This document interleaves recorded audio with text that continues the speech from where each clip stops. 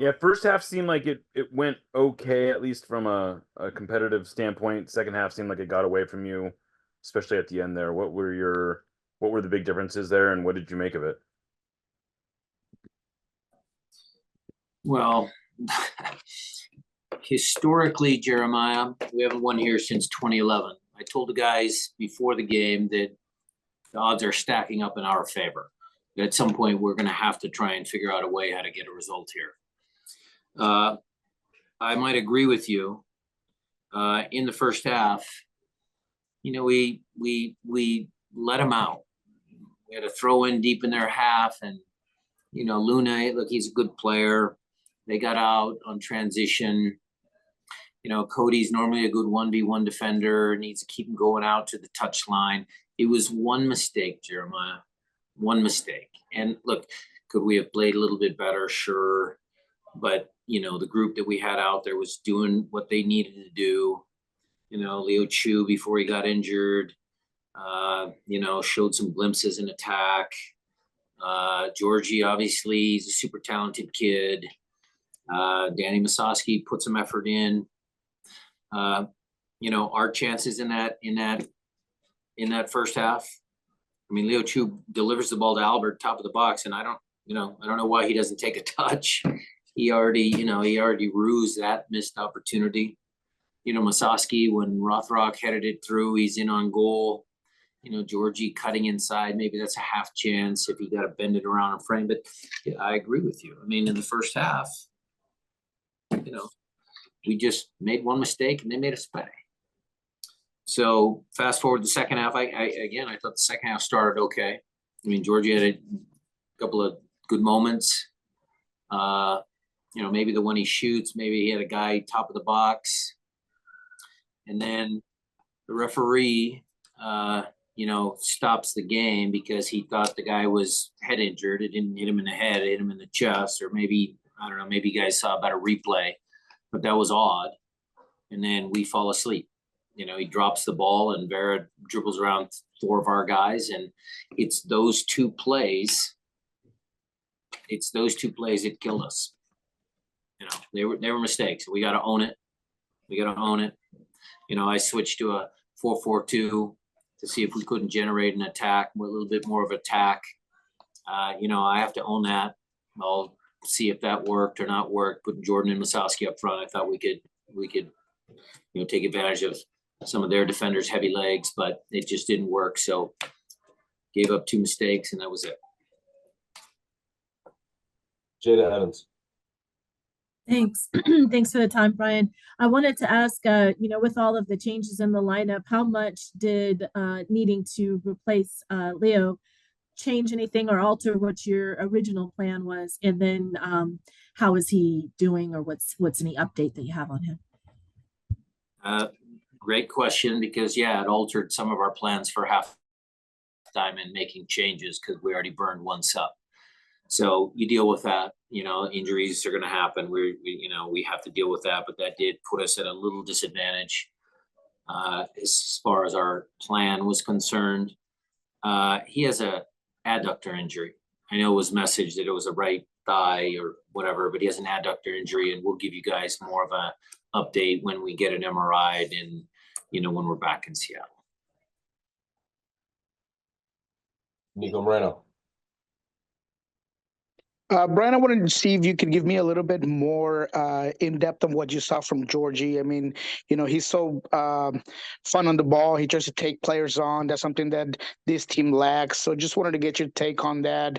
And in general, defensively, I mean, this was a heavily rotated team. And, defensively, you held your own against probably the most complete team, balanced team in the Western Conference. Well, thank you for saying that. Where do I start? Let me start with the defending. So look, we actually put a pretty heavily attacking squad out there. I mean, Chu and Georgie, two true wingers, and Masowski and Albert. I mean, those are good attacking players. Now, do they do enough defending? Because you have to defend. You have to go on both sides of the ball. That's where some of the young players and the players that come to this club have to understand. MLS is hard. It's a hard league. And to win away from home, to win away from home, you have to defend. I mean, I saw Chicho Arango, the guy has 11 goals this year in the first half, chasing Georgie all the way down on the touchline. I saw their number 11 in the second half, sprinting after a guy, after he had scored. So, that has to happen if you want to win games in MLS. Now, as far as Georgie's attacking movements are concerned, the kid's super talented. I mean, you guys can all see it. He's fun to watch. We have another dribbler, hopefully we're going to see on Saturday in De La Vega, and fans can get excited if we had a couple of entertaining guys on either side of the game field. We'll see how that shakes out. But Georgie certainly has played his way into a conversation about whether we should sign him for the rest of the year. And especially if Leo Chu's injury is such that it's an extended injury, that helps his chances. But Craig and I'll, sort through that when we get back into Seattle, and we'll see. He's got another chance to, do something in the Open Cup game, but super talented kid. Thank you. Jeremiah, go ahead. Yeah, it sounded like on the broadcast that Raul has a long-term injury. Is that No, accurate? that's not. No, he's got I don't know if you want to call it a stub toe, is the layman's term for it. He had a cortisone injection today. He's feeling a little bit better. It happened during the Portland match. He should be fine for Saturday, Jeremiah. I expect him to start on Saturday. Okay, and then any update? Is Obed a similar sort of like what's the situation? Obed was precautionary for this game. So the kid had put in a lot of minutes, but he had some calf tightness that hadn't gone away in the last 3 matches. And so out of abundance of caution, we decided to not take him on this trip. Nico Moreno. Coach, I also wanted to ask Danny Leyva, he gets a start today. What were your thoughts on how he played in the middle of the field? Good. I mean, he was paired up with 2 experienced guys with JP, and in the second half, Christian. Danny does well. He finds passes. Maybe he didn't have as much influence as he would have liked. Danny's challenge is always, when the ball gets past him, his recovery. He's got to make sure that he is more cerebral in the angles that he takes. But it was a good run out. I mean, look, you want to talk about the young kids that, got an opportunity tonight. You had Sota that came on and did a good job. Cody, you guys have seen a little bit more of.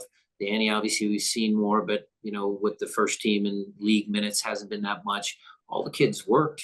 They all tried. Georgie, they all tried. But it just wasn't enough tonight. Because of those 2 moments.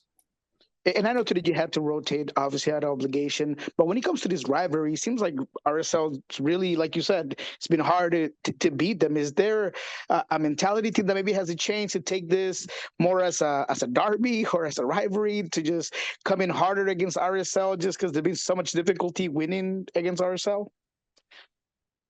Last year we played them in the Leagues Cup, and it was not a good performance.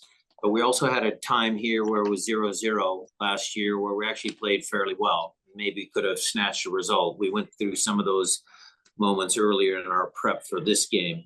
What did we do well in that game? So it is a tough place to play. Maybe it should be a bigger rivalry. Maybe that should be something that we address.